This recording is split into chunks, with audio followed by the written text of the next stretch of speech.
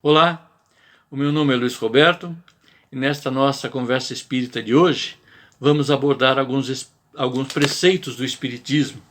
Preceitos esses que têm por objetivo nos aconselhar a fim de que nós sigamos de forma segura a senda evolutiva a que estamos destinados, a busca da perfeição.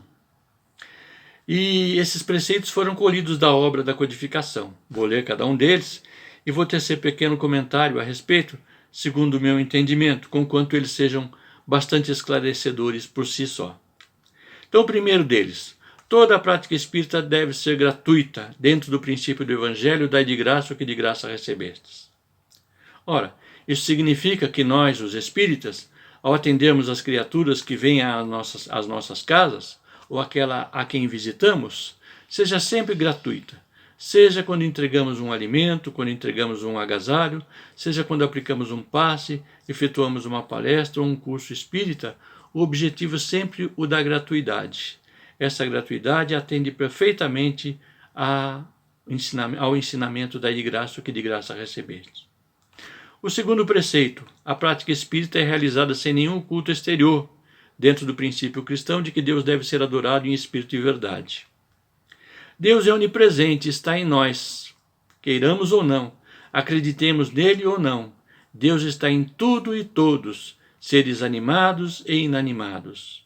Sendo nós outros animados, dotados de inteligência, nós precisamos refletir sobre isso. Deus está na vela que eu acendo? Ou Deus está no meu coração, no meu pensamento, no meu entendimento? Deus está na doação que eu fiz para conseguir essa ou aquela graça? Ou Deus está no gesto que eu fiz, que tenha nascido do meu reconhecimento de que o outro precisava desta ou daquela doação material ou espiritual? Quando nós começamos a pensar nisso, nós começamos a reconhecer Deus em nós. E aí nós mergulhamos em Deus. Aí, aos pouquinhos, nós vamos estando em Deus, porque Deus está sempre em nós. Atendendo aquele ensinamento que Jesus deu, né? Jesus disse: eu estou no Pai, o Pai está em mim. E nós devemos trabalhar todos os dias para esse culto interior, para esse culto em espírito. Porque Jesus disse: meu Pai trabalha todos os dias, por isso eu também trabalho. O trabalho também a que Jesus se referia é esse trabalho de elevação moral, de elevação espiritual, apreendendo tudo o que for necessário, tudo o que for possível, a fim de que isto se realize em nós. O preceito número 3, que eu anotei aqui, ele é bastante contundente, inclusive. Ele faz menção ao culto exterior, que deve ser evitado pelo espírita, em que pese em muitos centros espíritas haver ainda o sujeito que acende a vela, que coloca algumas imagens e que fazem alguns gestos característicos de outra religião, geralmente das religiões das quais eles vieram, das quais eles migraram, e levam para o espiritismo aquilo que não pertence ao espiritismo e praticam nos centros espíritas aquilo que o espiritismo desaconselha. Entretanto, isso ainda tem sido tolerado pelas próprias criaturas, porque se nós estamos aprendendo uma nova atividade, uma nova fé, por assim dizer, é necessário que nós nos adaptemos a ela. E aos poucos aquilo que nós vamos levando para ela vai sendo abandonado em razão do nosso esclarecimento. Isso quando nós realmente temos vontade de nos esclarecer.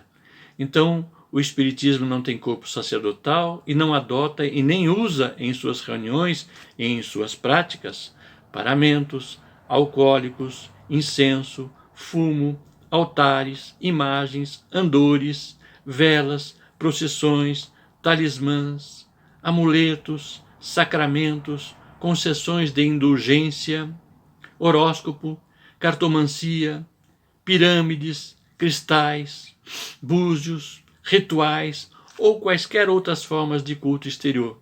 Nada disso se aplica à doutrina espírita e ao trabalho espírita que deve ser realizado nos centros espíritas. O número 4 diz assim para nós: o espírito não impõe os seus princípios. Convida os interessados em conhecê-lo a submeter os seus ensinos ao crivo da razão, antes de aceitá-lo. Isso significa que o Espiritismo não faz proselitismo. Não devemos nós, os espíritas, sairmos aí à caça de novos adeptos, tentar convencer as pessoas de que elas devem ser espíritas e abandonar a crença que abraçaram.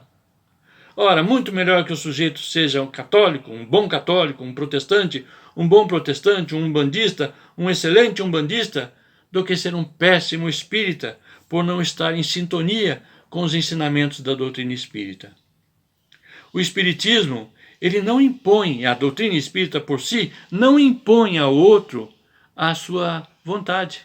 Quem o faz, infelizmente, são os espíritas, desavisados, nem sempre desconhecedores desse preceito. Então o Espiritismo não impõe os seus princípios.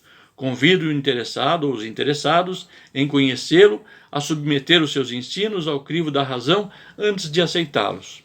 Por isso, se você tem uma crença e está bem na sua crença, fique nela, fique com ela, seja parte dela.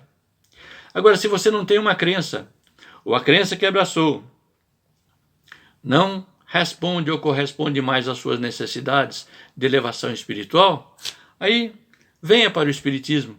Quem sabe aqui você encontre o arrimo de que necessita para amparar o seu crescimento.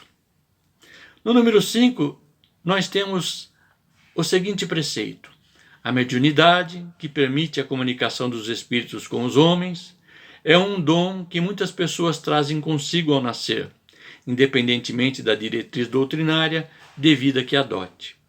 Isso significa que todos nós, independente da nossa crença ou da nossa total descrença, seja no que for, somos portadores de sensibilidade mediúnica ou de mediunidade. Em alguns de nós, essa mediunidade ela é ostensiva, ela se manifesta. E quando nós estamos sob essa manifestação, nem sempre estamos em equilíbrio, nem sempre nós estamos possuidores de nós mesmos, em razão da forte influência que sofremos dos espíritos. Sejam esses espíritos aqueles que venham alertar-nos da necessidade de desenvolvermos essa aptidão, sejam aqueles que de alguma forma utilizem desses recursos que nós detemos, a fim de nos perturbar ou de nos fazer passar vergonha por este ou aquele outro motivo. Por isso, a mediunidade, esta que permite a comunicação entre os homens, entre os espíritos e os homens, por ser ela um dom de todas as pessoas, ela precisa ser, quando a pessoa se atém a essa necessidade, ser educada. E a educação da mediunidade, pelas vias do Espiritismo, ela leva a criatura ao equilíbrio. O número 6 diz que a prática mediúnica espírita só é aquela que é exercida com base nos princípios da doutrina espírita e dentro da moral cristã. É por isso que eu disse: exercer pelo Espiritismo a prática mediúnica com segurança, uma vez que a prática mediúnica espírita ela é sempre exercida sobre os princípios da doutrina. Por exemplo, um dos princípios da doutrina, que é comum ao cristão, amar a Deus sobre todas as coisas e ao próximo como a si mesmo, dentro da moral cristã, portanto.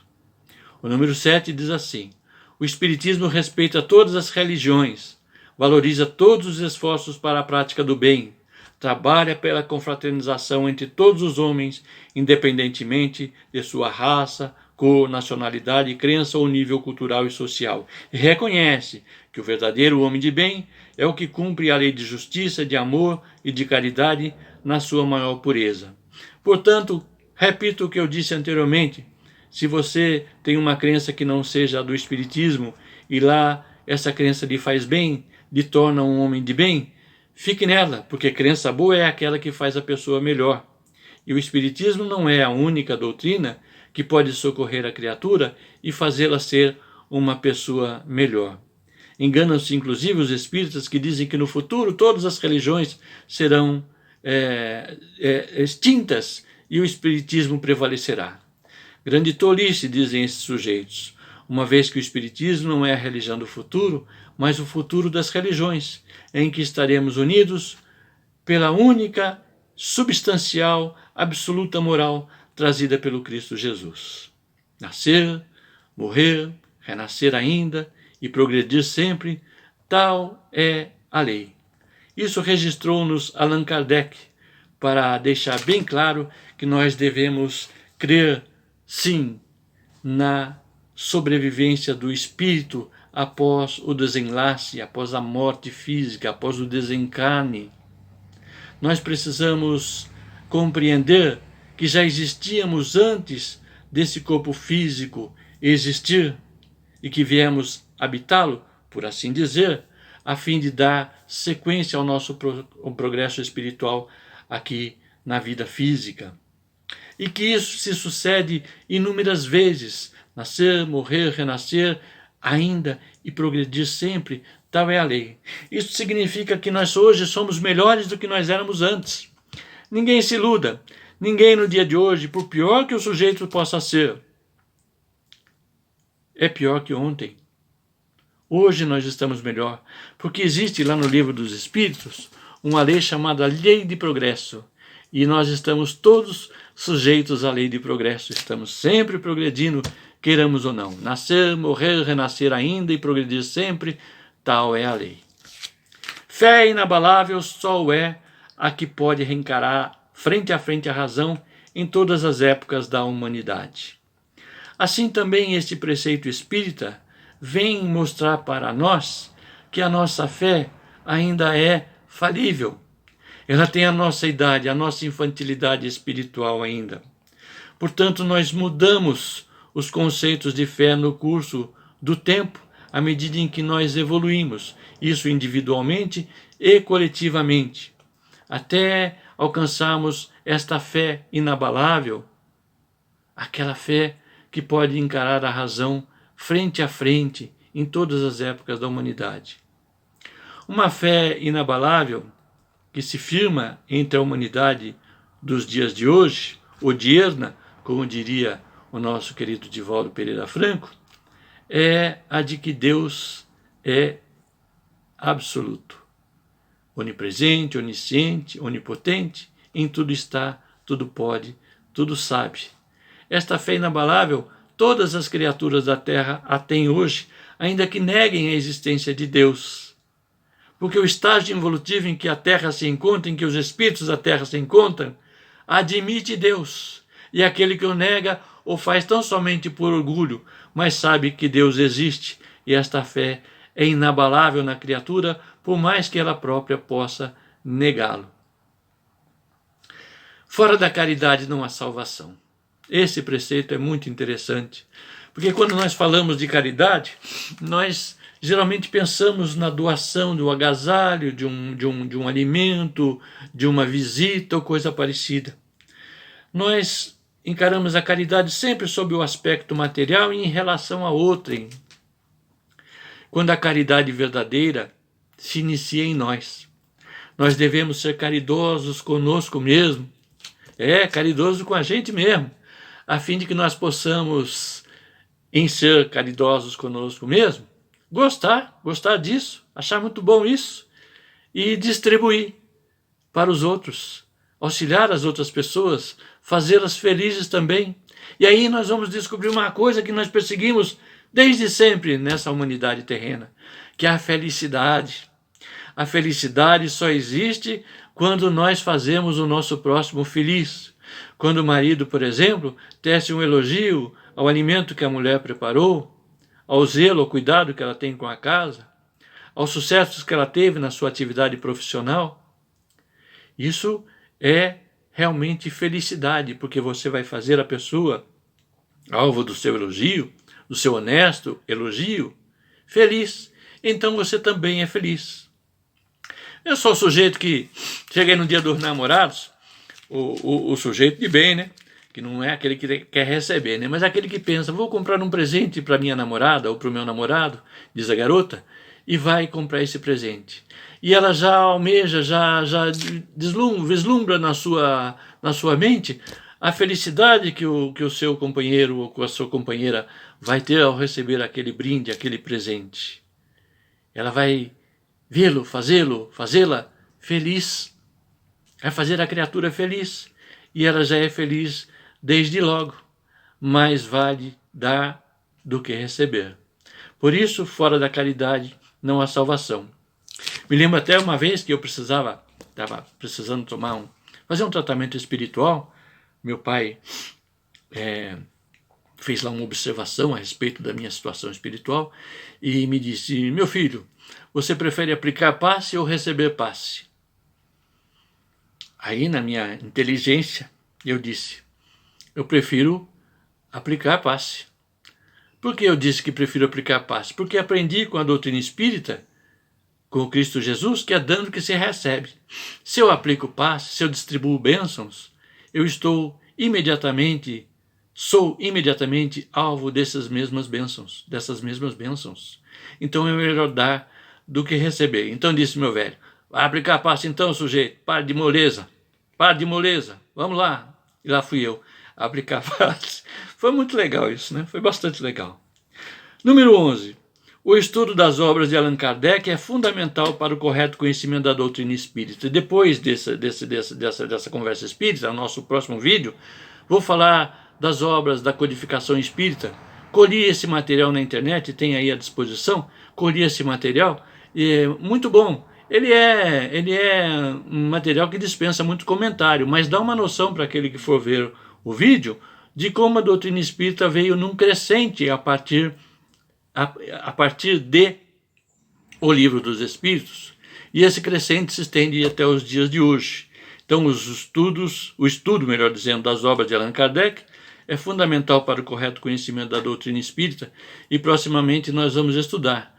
Sabe por quê? Tem muita gente que lê, por exemplo, Nosso Lar, que é o mais famoso livro do André Luiz, psicografado por Chico Xavier, ou então lê o livro Violetas na Janela, que é encantador, especialmente para os jovens espíritas, e acha que é espírita, acha que já conhece tudo de espiritismo. Entretanto, nós só poderemos conhecer realmente o espiritismo estudando a obra codificada por Allan Kardec, ditada pelos espíritos através de muitos médiuns. Ao estudarmos, nós vamos atender à primeira recomendação que Allan Kardec nos deu: comece pela teoria. E a teoria, naturalmente, vai impulsionar a prática, e a prática vai nos fazer crescer. Compartilhem esse nosso vídeo, divulguem o nosso canal, e até a próxima. Vamos adiante.